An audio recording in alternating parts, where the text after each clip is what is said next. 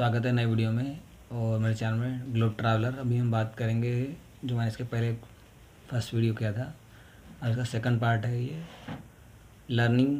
जो हमने दूसरे कंट्री से मैंने ट्रैवल किया उसके बारे में क्या सीख सकते हैं।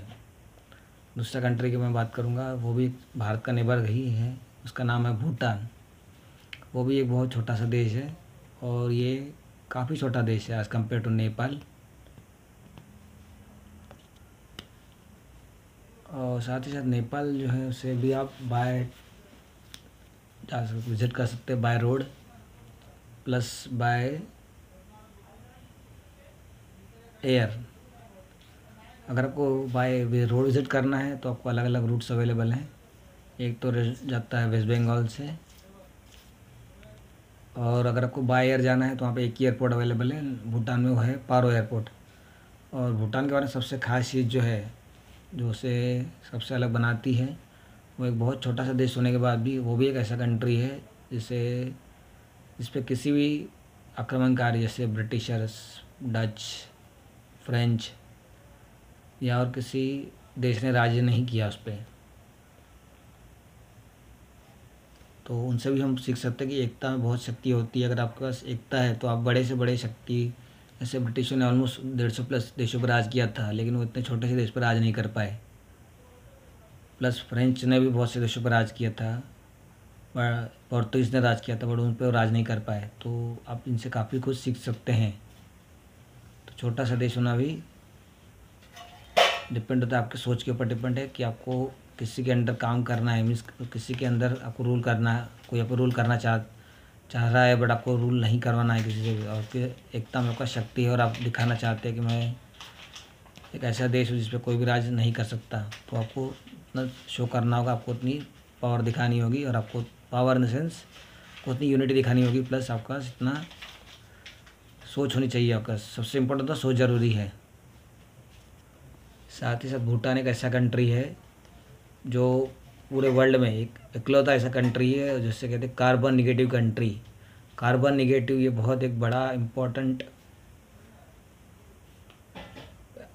एस्पेक्ट है, या कहिए एक इम्पोर्टेंट फैक्ट है या इम्पोर्टेंट पैरामीटर है, जिससे वर्ल्ड में आज हम क्लाइमेट चेंज जिसकी हम बात कर रहे हैं तो मोस्ट जो कंट्रीज़ है वो कार्बन पॉजिटिव कंट्री है। Carbon positive in the sense जो आप कार्बन प्रोड्यूस हो रहा है आपको किसी भी जैसे कार्बन डाइऑक्साइड है या कुछ दूसरी कार्बन गैसेस है, तो आपका आउटपुट कार्बन आप जितना प्रोड्यूस कर रहे हैं उतना आप एब्सॉर्ब नहीं कर पा रहे, तो आपका वो कार्बन पॉजिटिव कंट्री हुआ। उतना आप वापस ले नहीं कर, कंट्री आपको जितना एक छोड़ रही है गैसेस के रूप में उतना वो यूज़ नहीं कर पा रही है। इन द सेंस वापस जो क्लेम करना चाहिए थ्रू ट्रीज़ के थ्रू या थ्रू अदर सोर्सेज के थ्रू, वो आप क्लेम नहीं कर पा रहे वापस। जबकि भूटान एक ऐसा कंट्री जिसे कहते हैं carbon negative country, in the sense country जितना कार्बन प्रोड्यूस कर रही है उससे भी ज़्यादा जो कार्बन अब्सॉर्प्शन कर रही है थ्रू ट्रीज़ और थ्रू एनी अदर सोर्सेस। और सबसे बड़ी बात जो है वो ऐसे कर कैसे रही हैं, जो मोस्ट ऑफ द कंट्रीज़ है उनका फॉरेस्ट कवर होता है 10%, 20%, 30%, 40%, इतना तक ही होता है, थोड़ा उससे ज़्यादा भी हो सकता है। बट उनका जो नेट कार्बन प्रोड्यूशन है वो हमेशा पॉजिटिव में रहता है।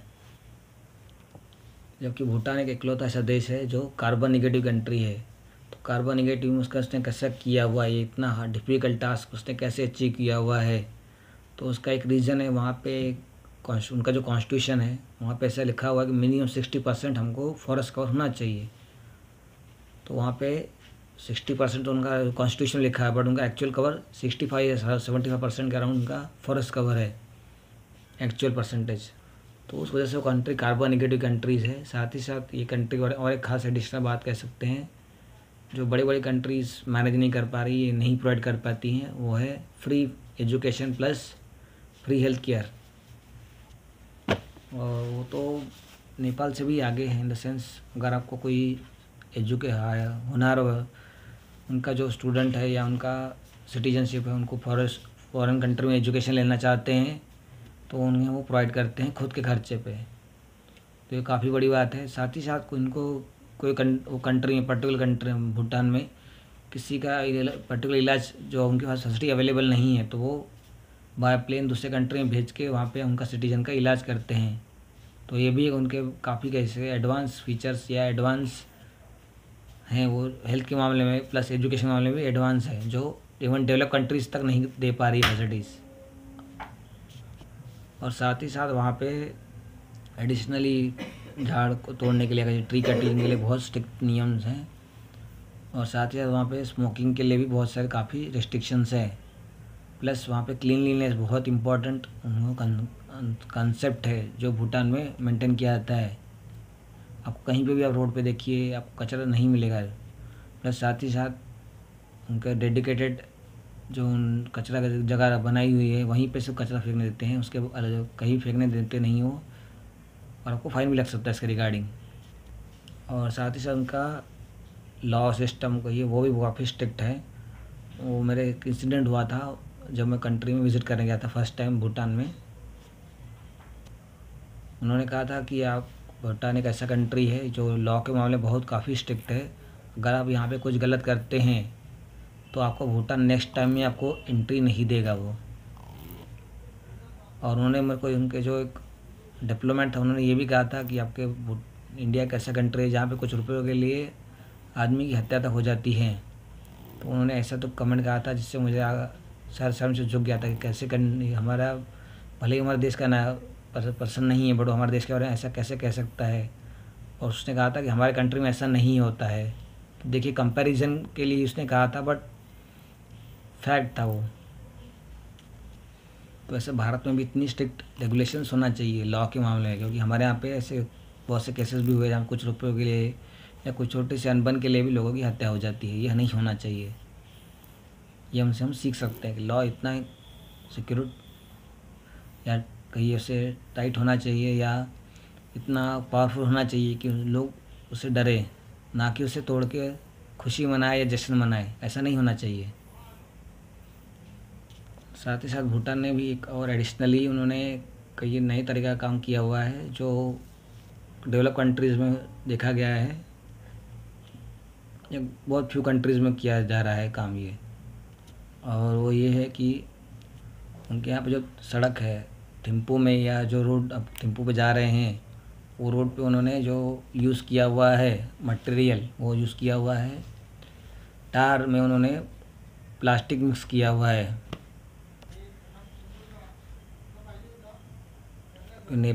भूटान जो एक टूरिस्ट ओरिएंटेड कंट्री है, टूरिस्ट ड्रिवन इकोनॉमी है। तो वहाँ पे काफ़ी सारा प्लास्टिक प्रोड्यूस होता है या प्रोड्यूस इन द सेंस कचरा हो जाता है जो टूरिस्ट फेंकते हैं, बॉटल या किसी और तरीके से प्लास्टिक यूज़ करके फेंक देते हैं। तो उनसे उन्होंने रोड बनाई है। तो उससे बेनिफिट ये हुआ उनका जो प्लास्टिक जो है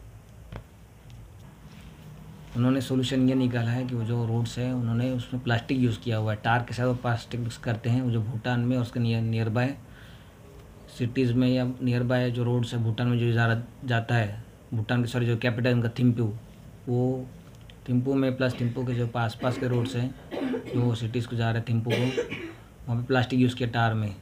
इससे बेनिफिट ये हुआ है कि वहाँ पे जो रोड्स है वहाँ पे खड्डे आपको देखने को नहीं मिलेंगे। प्लस जो प्लास्टिक जो यूज़ होता है टूरिस्ट के द्वारा या न किसी तरह से जो सड़ता नहीं सालों साल, लाखों साल, हज़ारों साल, तो उसका वो रीयूज़ करके उससे एक तरह से ख़त्म कर रहे प्लास्टिक को रीयूज़ करके। प्लस उनका रोड भी अच्छे हो गए। तो एक वोकल फॉर लोकल सॉल्यूशंस है जो इंडिया ने भी आजमाना चाहिए। इंडिया में बहुत ज़्यादा कचरा होता है।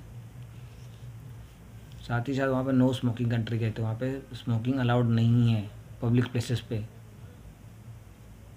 तो इस तरीके से काफ़ी कुछ सीखना चाहिए हमें भूटान के लोगों से। साथ ही साथ उनके यहाँ भी जो भी उनके काम होते हैं वो मोस्टली जैसे शॉप चलाना हो, बिज़नेस चलाना हो, वुमन चलाती है। तो वुमन एम्पावरमेंट भी हम उनसे सीख सकते हैं। साथ ही साथ उनके यहाँ पे अल्कोहल भी आपको नॉर्मली जैसे नेपाल में होता है सेम भूटान में वही कंसेप्ट है। आपको कोई भी किराना दुकान में आपको मिल जाए, उसके लिए कोई लाइसेंस रिक्वायरमेंट नहीं है। तो बिना लाइसेंसिंग के भी उसको कोई एडिशनल, भले उनको गवर्नमेंट को उनसे अर्निंग नहीं हो रही है या कोई जो लेते हैं वो नॉर्मल पैसे लेते हैं, बट हमारे यहाँ जैसे लाखों करोड़ों रुपए पे करने पड़ते लाइसेंसिंग के लिए, लिकर के लिए, दारू के लिए, वो वहाँ पे पे नहीं करने के बाद भी वो उतना कंट्री इतना फैसिलिटी प्रोवाइड कर, फ्री में education plus free health care provide कर रहा है, जो भारत जैसे देश के लिए या उससे भी बड़े देश है, जितने भी डेवलप्ड कंट्रीज़ है जैसे है यूएस यूके, वो भी नहीं प्रोवाइड कर पा रहे हैं, बट वो प्रोवाइड कर रहा है इतना छोटा देश होके, तो उनसे काफ़ी कुछ सीखने के लिए हमें मिल रहा है ये, तो हमें यूज़ करना चाहिए, बाकी कंट्रीज़ नहीं। तो आपको मेरा वीडियो कैसा लगा ज़रूर बताइए, और आपको मेरा वीडियो अच्छा लगा लाइक शेयर और सब्सक्राइब जरूर कीजिए। धन्यवाद दोस्तों मेरा वीडियो आखिर देखने के लिए।